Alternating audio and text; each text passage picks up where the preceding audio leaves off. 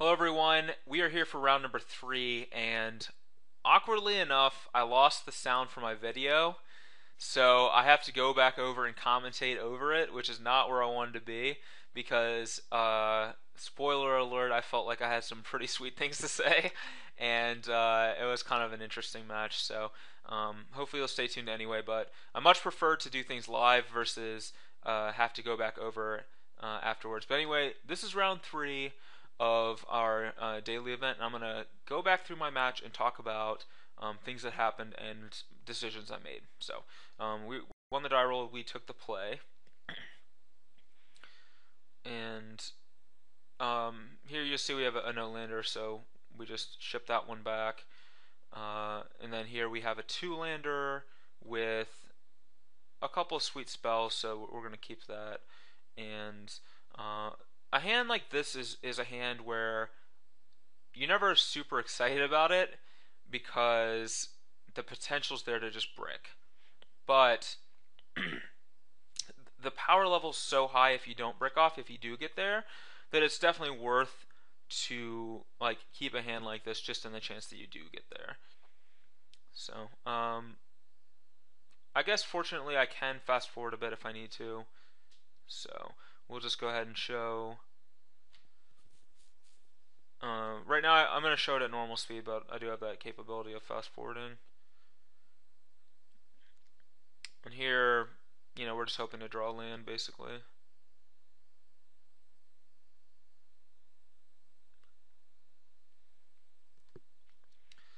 Alright, so because I know what happens, I'm going to go ahead and and I don't think it's particularly exciting to watch, I'm going to fast forward. I'm going to, I guess, hopefully I can figure this out. Fast forward a little bit. I don't know if that worked the way I wanted it to. It didn't, so, alright. I guess I can't figure this out because I'm dumb, but the next few turns are pretty boring. He plays a banner, I miss on land, just ship back. Our opponent's going to basically just sit here with an archer's parapet. That's essentially what kind of happens. So one thing about this deck that's I was a little frustrated when I was recording the video at this point in time because I guess you guys saw round 2 where I got wrecked and just didn't draw lands. Had to mold a 5, had to keep a 1-lander, and then didn't get there, which I won't say it's that unlucky on a 5-lander with 1 or a 5-card hand with 1 land. Not that unlucky to brick off. Just the fact that it happened and I didn't really get to play Magic was frustrating for me. So here he does an Arc Lightning 2 and 1. I think that's a little greedy because I could certainly have a spell. So I personally I could have had. I'm trying to think of what I could have had there. Maybe all the spells I could have had also save my creature anyway. But it just seems like you want to. The 1 point of damage is not worth the risk of me saving my guy. But I end up drawing the land there. It comes into play tap, so I can't cast anything. But land's a land at this point in time. I'm pretty happy about that.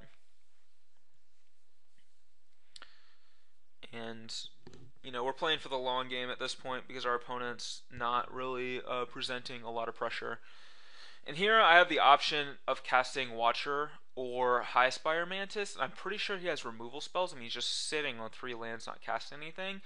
I decided to cast the Highspire Mantis anyway, just to maximize my mana a little bit better and play the better threat out there. But he ends up Abzan Charming it, so I'm not sure that was better for me.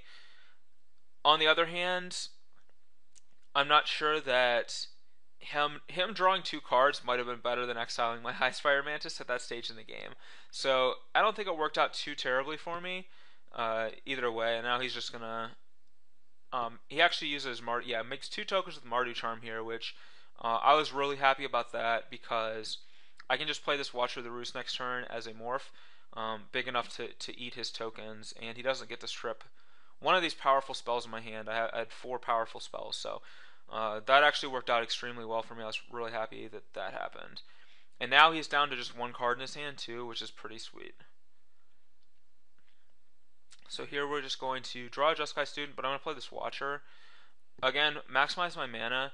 If I draw another land next turn, I can play Student plus Crippling Chill or Student plus Jeskai Charm. Whereas here, a 2/2 is still big enough to block his Morph guys anyway. So we're still looking quite alright. Now, considering how rough this game started and the fact that he's played a Mardu Charm, an Abzan Charm, and an Arc Lightning, I am very happy with the way the board state is. We're only at 17. Like, we're pretty much even on board too, so it's really awesome. I have a full grip of spells. And here I'm going to block. I don't respect a trick. I mean, if he has a trick, sure, I'll, bring low his guy or Jeskai Charm it or whatever. And here I can't unmorph. Definitely don't unmorph end of turn because it has a point of damage on it and it would die. But here now I will unmorph, revealing the Jeskai Elder, gain a couple life, crunch on in for 2 points, and then play the Elder. Just all around value.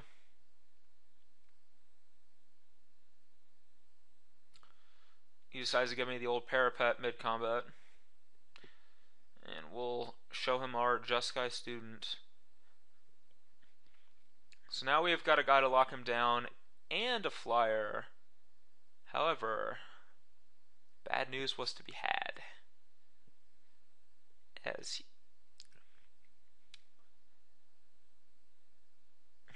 Let's just say he certainly didn't drop the ball on this turn. And I thought I was dead. Yeah, so he dead drops me, which is really annoying because I have no other creatures, so he kind of wrecks my turn by doing that.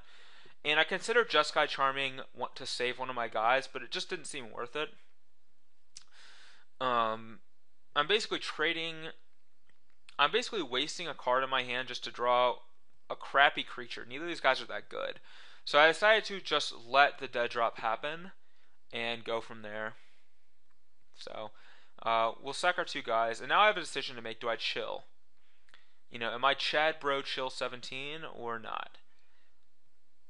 And I decide that the answer is I am chill. So I'm going to go ahead and chill. I go ahead and chill his Parapet end of turn. The reason for this is because I want to draw a creature, because I have to put something onto the board. So I want to get an extra card to hopefully draw a dude. And I don't, but, I did get to draw 1 card deeper at finding a creature, and buy myself a single turn of getting pinged by his Archer Parapet. And if you notice here, he's not exactly pressuring me too hard. So I do have time to draw out of this. My hand is good. Although he gets real dashery this turn.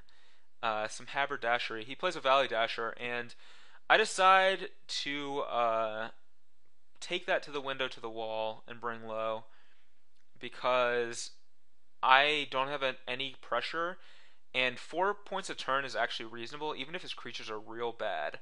So that was my decision there. And then I draw the Jeskai Elder to, punish me sort of for it. Not really, but, I'm just happy to draw a creature. And because I have the potential to loot with this Elder, I don't play the land.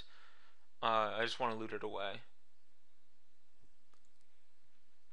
And now we're in an awesome spot where I've kind of stabilized the board again, but he's still got me on the old 16 turn Parapet clock. But he's got a real powerhouse this turn that really blows me out. By that I mean it's a Mardu Ascendancy that doesn't do anything because he doesn't have any non-token creatures that can attack. So the old Archer's Parapet Mardu Ascendancy deck. We draw a Winter Flame, and now I decide to blow it, which is, to be fair, not like the best value, but I get in 2 points with my Jeskai Elder, and I get to loot away that mountain that I don't care about. So overall, it seems like a net positive. I think that I made the right choice here in hindsight, I still agree with the decision that I made.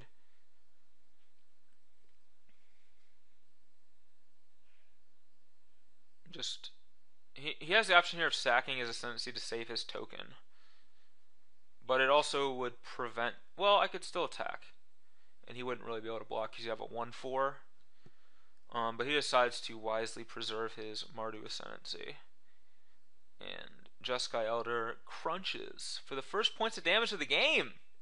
It's actually not true. I dealt him 2 before, um, and he had played those 2 lands that gained him life. But we got him off at 20, boys. Now my hand's actually real good here. I just need some creatures. I have some gassy spells, but I'm gonna need some creatures to really punch it home. And speaking of creatures, he draws a Ponyback Brigade, which is real bad for me. Excuse me. Because he has that Mardu Ascendancy. So he was able to pony up a bunch of dudes, which puts me in a bad spot. Water Whirl is a powerful spell, but Ponyback Brigade is very good against Water Whirl. So I feel like our best option at this point is to pass the turn, block his Ponyback Brigade with my Jeskai Elder, then Water Whirl 2 of his 4 tokens. So if he attacks with the tokens, he gets an extra 1 health 4. That way I'm kind of stemming the bleeding a little bit and getting his non-token creature off the board, the Ponyback Brigade, to really hurt his token production. Alright, so here he comes a crashing on in, and the other thing is too, he can use Mardu Ascendancy to save his Ponyback Brigade when I block with Jeskai Elder. But either way, I stop his token production by either getting the Ascendancy off the table or by getting rid of one of his non-token creatures that can produce tokens. Now here I'm fully prepared to Aerostorm his Jeskai student if I need to on my next turn, but just to keep Ascendancy like at bay, really just kind of that's the most important thing for me. So we get to eat Pony, and then I draw Mistfire Weaver, which is a Goulet. It's actually a really good draw. It's another creature that can eat a token when he attacks. It's also a evasive creature which can get aggressive with Aerostorm and Jeskai Charm, and it also really helps us. It really helps push us closer to Jeskai Charm, Aerostorm, Flying Crane technique. Alright, so he makes us lose a life and he sacks his banner here. And now we're just in the hope he doesn't draw anything great hand. So he drew another land, which is really good for us. Just all around perfects.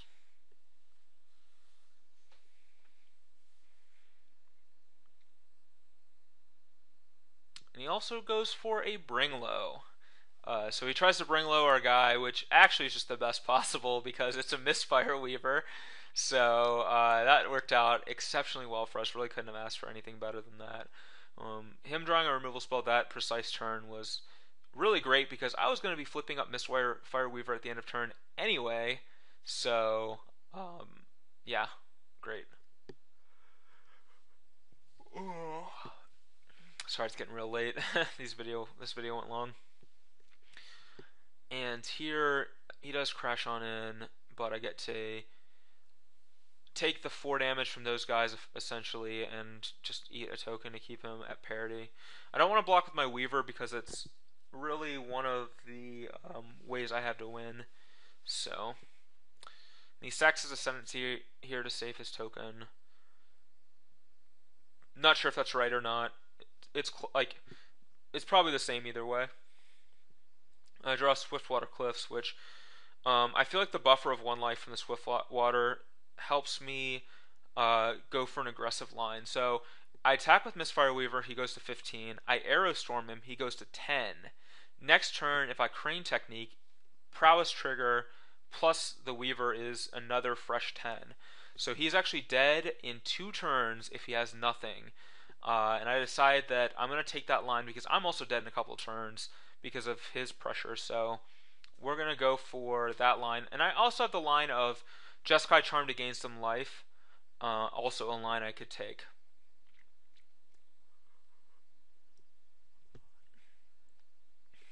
But we opt for the aggression. And it feels like he just has a land in hand. He really hasn't been casting things, so we're playing off of that assumption.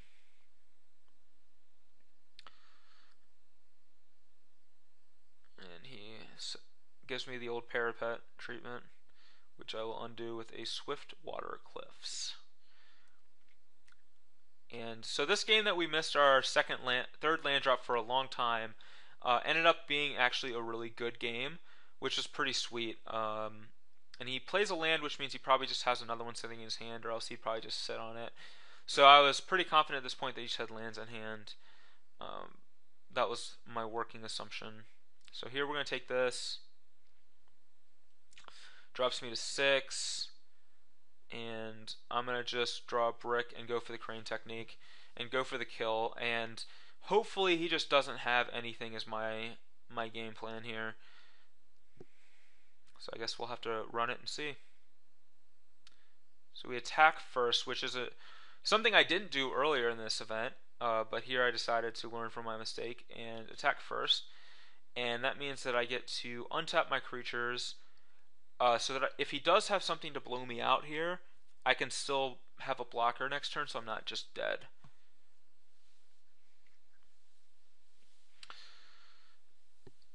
But as it turns out, he doesn't have anything, so we get to hit him, and I get to double loot with Jeskai Elder. If he wasn't dead, I would really appreciate that value. But he's dead. Alright, so we ended up winning that game. It was kind of a crazy game, and I was pretty excited to win it. Just didn't think I was ever winning. He drew a lot of really powerful spells, Dead Drop, Abzan Charm, Mardu Ascendancy, Mardu Charm, Arc Lightning, just all these powerhouse cards, and we somehow end up winning. He wasn't able to get as much value out of his cards as he probably would have liked, and it worked out real well for us. So now I have the option of boarding, and he's this kind of Mardu Abzan-y deck. So, you see me looking over some of the cards here, and I don't want Smite the Monstrous against him because we didn't see anything really that monstrous to smite.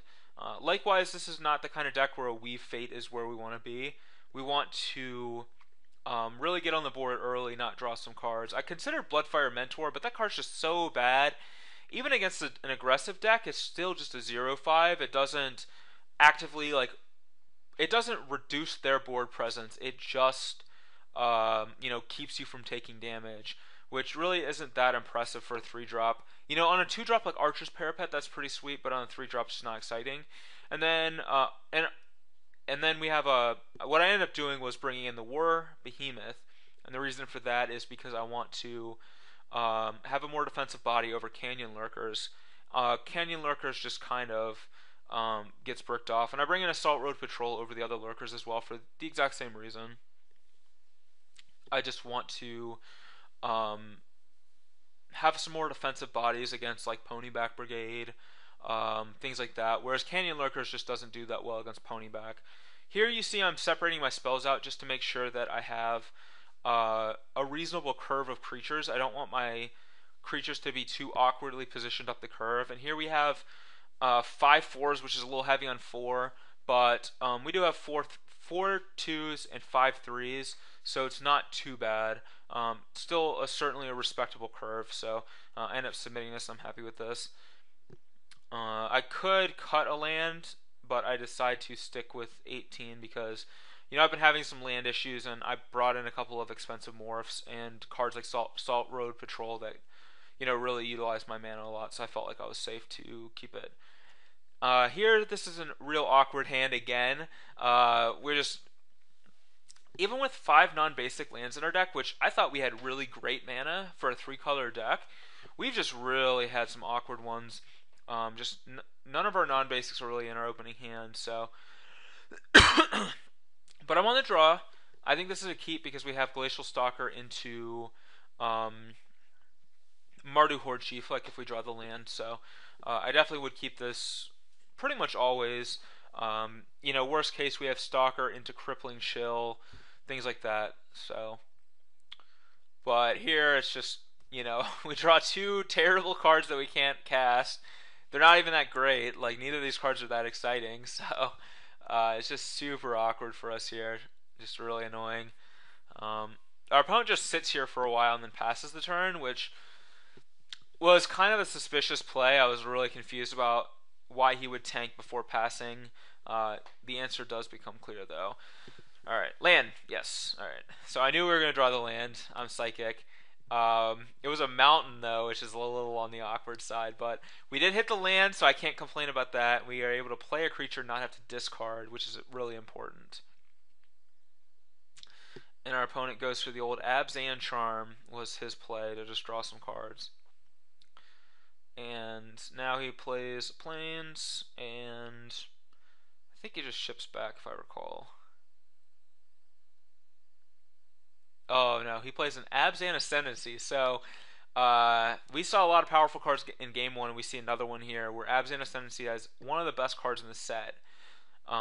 Just real super broken, but he doesn't have any creatures to go with it, so right now we're doing fine against it. Plus, if you notice, all of our removal spells here are bounce, tap, put on top of library. We're not really killing his creatures, so I think we're actually okay against an Abzan Ascendancy this game, assuming that we draw some lands, which here we drew an island, which I'm happy to draw a land, but really a plains would have been a delight. And I am willing to end step Crippling Chill anything he plays. You see me point to the Crippling Chill there. The reason for that being that I just want to hit a Plains, and I will do whatever it takes. But I'm not willing to Crippling Chill my own guy. That's a level I'm not willing to reach. But yeah, we'll go ahead and crash in. It feels like he probably has like a kill shot. But at this point, I'm not playing around it. Whatever. If he kill shots my guy, like, that's fine. I don't really care. And then we're going to get old Jeskai Elder out there, which was actually a really good draw, being able to loot. Very important when you're missing a color of mana. So I feel like this feels like an end hostilities, though. Like, it just seems like that's the kind of card that he has. But he doesn't cast it, so. But I really want to play defensively is like my plan here. By defensively, I mean, like, I don't want to risk losing too many guys to something like Dune Blast or End Hostilities, which it just feels like that's the kind of card he has, based on the way the game's progressed. But I end up discarding Salt Road Patrol, which I think is an interesting choice here. But if you look at my hand, Horde Chief's just a more proactive card, and then Jeskai Student, likewise, is a card that I can, if I draw a Plains, I can play Student and Crippling Chill. And I feel like Salt Road Patrol is just the worst option. And here I blunder a bit, where I go to combat before I play the island. And my reasoning is that I want to be able to play a Plains if I draw it off of Jeskai Elder. But by not playing the island, it's awkward for me because I can't unmorph Glacial Stalker if I need to. So, yeah, I think that I should have played the island and maybe just hit him for 5. Just unmorph the Stalker and just crunch him for 5. That would put me in a great position with Jeskai Charm and stuff, but instead I just do nothing, which is like kind of gross. And I draw Swiftwater Cliffs, which I promptly discard because gaining 1 point of life doesn't matter to me. Having the island unmorph Glacial Stalker does. So if he plays a creature, Crippling Chill. If he doesn't, Glacial Stalker. He draws a mountain. So one of the things is that he was red screwed. If you notice from game 1, he had a lot of red cards. So I was kind of pointing that out as we go, that he was probably sitting on some red cards, and that's actually what it was. And he goes ahead and gives me the old Crackalack. Just another powerful rare this guy had in his deck. We were really fortunate so far to have dodged a lot of the broken stuff that could probably happen with all these cards. And I have the option here. I could Crippling Chill my own Jeskai Elder and then sacrifice it instead of the Glacial Stalker. But I decided to save it and try to win a different way.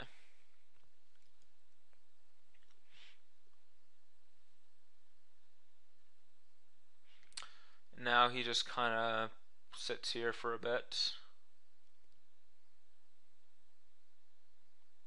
I'm not really, can't remember if he has something to cast or if he's just tanking for no reason. Alright, I make another blunder this upcoming turn because I do draw the plains, but I don't play it pre-combat, which is definitely a mistake. I'm playing that land regardless. Doesn't matter what I draw. If I play it pre-combat, it gives me the ability to, maybe if I need to, Jeskai Charm to save my Jeskai Elder from something, which I don't actually know what he could have other than kill shot, so maybe it's not that bad, but it was a little awkward of a line. And now I have an interesting decision when I hit him with this Jeskai Elder of what to discard. And the reason will be clear as soon as he takes 1 point of damage, which he does. Alright, so I draw, and it is another plains. So now I have a choice to make. I don't really want to discard any of these spells. They're all awesome. But I don't really want to discard a plains either because I've been trying to get those. But I do. It's a real greedy line. But I go ahead and discard a plains and then cast this Horde Chief. And in retrospect, I think Jeskai Student's the better discard. So I think that I made a mistake. But, that's what going back and watching this video is for, to determine what the right play is there. Keeping the other plains, just having another land is just awesome for letting me double spell if I need to. Plus, I want to be able to cast multiple white spells on the same turn. Here he goes for a greedy Arc Lightning of the old 2/1, but I'm able to Crippling Chill his Kintree Warden and save my Jeskai Elder and draw Aerostorm, so just actual perfects there. It just really worked out awesome for me. So really just get to blank his Arc Lightning and tap down his regenerating blocker. And we already know that he doesn't have a kill shot, or at least we're pretty sure. However, I make what might be a noob play, but I crunch on in with my 2 creatures here. And I could cast Jeskai Charm. I could cast Crippling Chill on his guy again for no value to pump my creature to 2/2, 2/3. Then I can cast Jeskai Charm mid-combat to deal 4 to him, and it would be 5 from creatures, 4 from Jeskai Charm, and he would be dead. And I definitely should have done that, because here in retrospect, it's obvious he doesn't have kill shot. Maybe he has Murderous Cut, but he definitely doesn't have kill shot.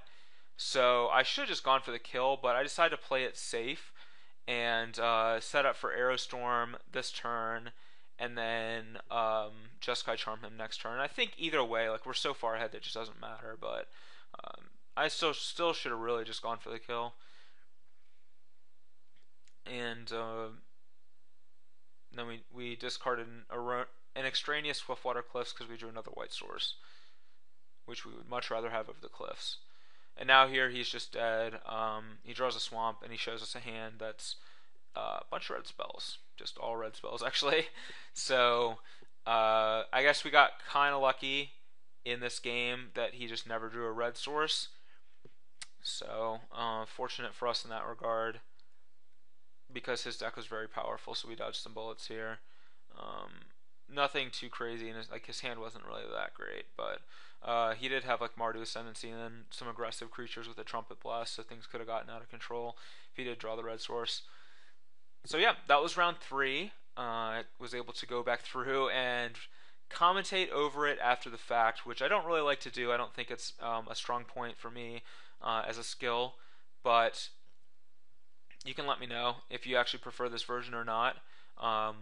Sure, feel free to let me know. I don't foresee myself really doing this that much in the future, but it's an option, and I can always work on it and try to become better at it, because if you read my article from a few weeks ago, I quit my job. So as a result, I quit my non-content job. I'm still doing all the videos and articles, but I quit my real job.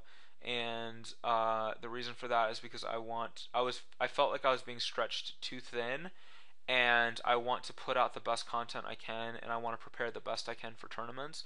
And I felt like I wasn't capable of doing that when I was working, 20-ish hours a week, then doing all these videos and articles, which is easily 20, 30 hours a week, and then um, every weekend traveling somewhere around the world playing a tournament. It was just all my time. I just didn't have time to test, didn't have time to enjoy myself really. It was just nonstop go. It was really wearying. Um, so I decided to quit.